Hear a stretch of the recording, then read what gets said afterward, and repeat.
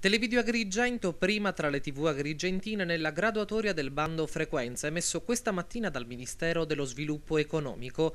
A TVA è stato attribuito nell'intera regione siciliana la numerazione automatica dei canali della televisione digitale terrestre.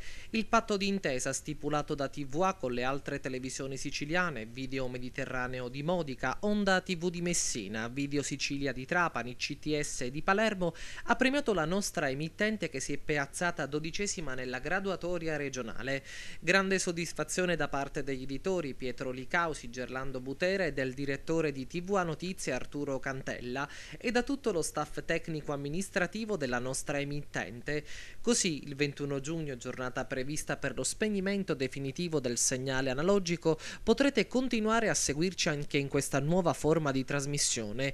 Troverete Televideo Agrigento in tutta la Sicilia nel nostro numero LCN 92 e Amica TV, il nostro secondo marchio che trasmette già dall'agosto del 2010 in digitale terrestre nel nostro bouquet di Caltanissetta che troverete dalla data dello switch off al numero LCN 628.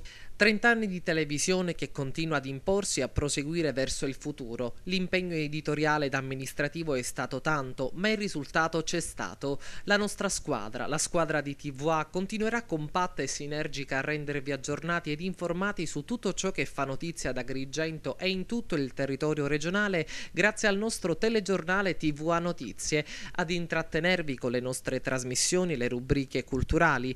Insomma, un percorso che continuiamo insieme con questa nuova modalità di trasmissione digitale, ma con lo spirito che contraddistingue TVA da sempre: passione, competenza ed esperienza.